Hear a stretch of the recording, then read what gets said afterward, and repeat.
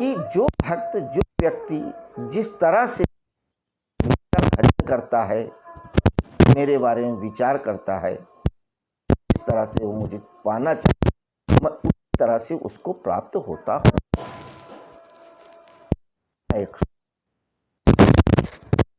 आइए अब इसके विशिष्ट अर्थों में, भावार्थ में। जो व्यक्ति भी जरा सा भी सेंसिटिव है, उसने जीवन में कभी न कभी ये जरूर ध्यान दिया होगा कि जब वो एक व्यक्ति दूसरे व्यक्ति से मुलाकात के लिए जाता है, बड़ा हुलस के जाता है और सामने वाले को उतना उत्साहित नहीं पाता है, उदासीनता से मिलता है, उसके अंदर प्रफुल्लता नहीं रहती आपसे मिलके, तो आपका हुलसपन और उत्साह कहीं ना कहीं तिरोहित होने लगता है। आप भी उसकी उदासी में, अनमनस्कता में सम्मिलित हो जाते हो। इसके विपरीत भी होता है। कई बार आप उदास होते हो, अनमनस्क होते हो, किसी मिलने जुलने की मना स्थिति में नहीं हो, और एक व्यक्ति बड़ा चीयरफुल मूड में आता है, एक उत्साह से आता है और आपको भी उत्साहित कर देता है, प्रफुल्लित कर देता है। ऐसा क्यों? ऐसा इसलिए कि सब कुछ एक दूसरे से जुड़ा है, कहीं कुछ भी अलग नहीं है। दिखता जरूर है, अलग नहीं है। तो एक व्यक्ति के मन में जो भाव है वो दूसरे व्यक्ति का मन पकड़ लेता है और उसी के अनुसार अपने आप को एडजस्ट कर लेता है, ढाल देता है या प्रतिक्रिया करता है। जिस व्यक्ति का भाव प्रबल होगा, दूसरा व्यक्ति उसके प्रभाव में आ जाता है। ऐसा होता है। लेकिन लोग एक दूसरे के मनों के भावों को जान लेते हैं, समझ लेते हैं, व्यक्त ना कर पाए शब्दों में, वो एक अलग बात है। आप ऐसा इसलिए समझ पाते हैं क्योंकि आप थोड़ा सा सेंसिटिव हैं। जो जितना सेंसिटिव होगा वह सामने वाले के मनोभावों को, विचारों को उतना ही ज़्यादा समझेगा और उसी के हिसाब से वह अपनी प्रतिक्रिया भी देगा। तो ईश्वर तो पूर्ण चैतन्य है, पूर्ण सेंसिटिव है। वह तो आपके एक मनोभाव को समझ रहा होगा, जान रहा होगा, और जब जानेगा तो उसी के अनुसार ही आपके साथ प्रतिक्रिया करेगा। जैसा आप उसको भजेंगे वैसा ही वो आपको भजेगा, क्योंकि कृष्ण जैसी चेतना पूर्ण चैतन्य है, पूर्ण सेंसिटिव है।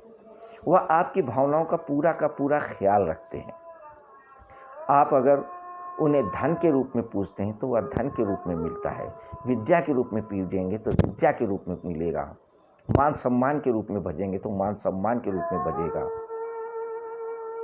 साकार रूप में भजेंगे तो साकार रूप में मिलेगा, निराकार रूप में भजेंगे तो निराकार ही पता लगेगा, पदार्थ के रूप में मानेंगे तो पदार्थ ही समझ में आएगा। जिस रूप में आप चाहेंगे उस रूप में ही वो मिलते हैं, ठीक है, क्योंकि वो पूर्ण चैतन्य है, पूर्ण बोधपूर्ण है, पूर्ण सेंसिटिव है। वह आपकी विचारधारा को, मनोभावों का पूरा सम्मान देते हैं। इसीलिए वो कहीं डिस्टर्बेंस नहीं कहते, कहते हैं कि तू जैसा मुझको भजेगा वैसा ही मैं तेरे साथ रहूंगा। तू मेरी तरफ एक कदम बढ़ाएगा, मैं भी तेरी तरफ एक कदम बढ़ाऊंगा। तू एक कदम पीछे करेगा, मैं भी एक कदम पीछे करूंगा। तेरी इच्छा के ऊपर है, मेरी तरफ से कोई बाधा नहीं है, ऐसा कह रहे हैं कृष्ण। लेकिन हम बाधा स्वयं बने हुए हैं, स्वयं अपने कदमों को रोके हुए हैं, स्वयं दूरी बनाए हुए हैं। तो कृष्ण यहां कह रहे हैं कि हे अर्जुन, तू मुझे जिस रूप में चाहे उस रूप में तू भज।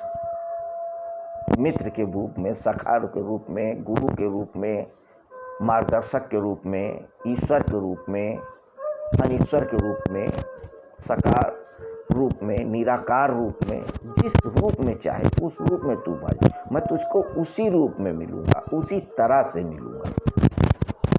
ऐसा अगर नहीं होता तो परम सत्य के संदर्भ में इतने अनुभव नहीं आते, इतनी विचारधाराएं, इतने दर्शन, इतने विभिन्न तरह के अनुभव नहीं होते। यही कह रहे हैं। तो हम ईश्वर के संदर्भ में वही अवधारणा बनाते हैं जैसे हम होते हैं। अगर हम अनीश्वरवादी हैं तो हम ईश्वर को अनीश्वर ही समझेंगे, उसका कोई रूप नहीं है, कहेंगे कि कोई ईश्वर होता ही नहीं है। तो ईश्वर तो बहुत सेंसिटिव है, पूर्ण रूप से सेंसिटिव। इसलिए हमें ईश्वर को उसी तरीके से जानना चाहिए जिस रूप में हम पाना चाहते हैं। ये हमारे ऊपर निर्भर करता है। अगर हम इस ईश्वर को आनंद रूप मानेंगे तो हम स्वयं आनंदित हो जाएंगे। अगर हम उसको उदास मानेंगे तो हम भी उदास हो जाएंगे। इसीलिए सनातन धर्म में जितने भी ईश्वर की अवधारणा की गई वो मुस्कुराते हुए की गई है। राम गंभीर हैं लेकिन हल्की सी स्मितता या हल्की से स्मित हास उनके चेहरे पे होता है। कृष्ण तो हमेशा मुस्कुराते ही रहते हैं। क्यों? इसलिए कि जब ईश्वर मुस्कुराएगा तो आप भी मुस्कुराएंगे।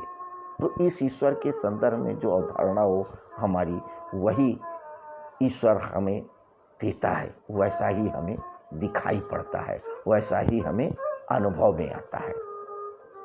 तो अगर हम उदास हैं, अगर हम आज संशय में हैं, अगर हम आज डिप्रेशन में हैं, तो कहीं ना कहीं हम उसका कारण स्वयं हैं। बीच में कोई परमात्मा, कोई शक्ति नहीं है। यही कह रहे हैं भगवान श्री कृष्ण अर्जुन से कि हे अर्जुन, तू उदास मत हो, तू मुझको मुस्कुराता हुआ आनंदमय समझ और तू भी आनंदित हो।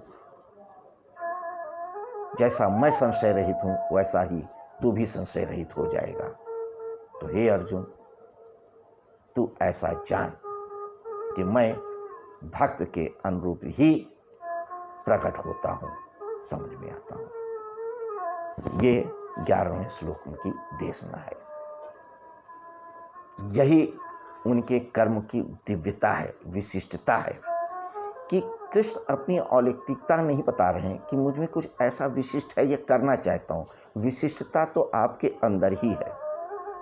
बस आप समझिए कि आप भी कृष्ण हैं, आपके अंदर भी विशिष्टता है। आप ही जन्मों जन्मों से हैं, युगों युगों से हैं। सिर्फ उसकी स्मरण या स्मृति चली गई है, बस उस स्मृति को पाना है और कुछ नहीं है। बाकी तो जो तू है वही मैं हूँ, जो मैं हूँ वही तू है, कहीं कोई भेद नहीं है। यही कह रहे हैं भगवान श्री कृष्ण अर्जुन से। अब 12वें श्लोक में वो क्या बताते हैं कर्म के संदर्भ में, ये हम आगे देखेंगे कल। लेकिन इतनी बात जरूर बता देंगे, इस अध्याय में आगे भगवान श्री कृष्ण इतना ही नहीं बताते हैं कर्म कितने प्रकार के होते हैं और किस किस तरह के या कैसे कैसे कर्म के उस परम सत्ता का पूर्ण अनुभव कर सकें, ये भी बताते हैं। विधियाँ बताते हैं। तो कौन कौन सी विधियाँ बताते हैं उस परम सत्ता को प्राप्त करने की, निष्काम कर्म योग के अलावा, भक्ति योग के अलावा, ज्ञान योग के अलावा, ये हम आगे के श्लोकों में देखेंगे धीरे धीरे। लेकिन इसके लिए बने रहना होगा इस भागवत चर्चा में लगातार, इसी तरह से जैसे आप पहले से बने आ रहे हैं। आपने आज की इस चर्चा को शांति से सुना, इसके लिए आपका शुक्रगुजार हूँ। इसी तरह से आप बने रहें। नमस्कार।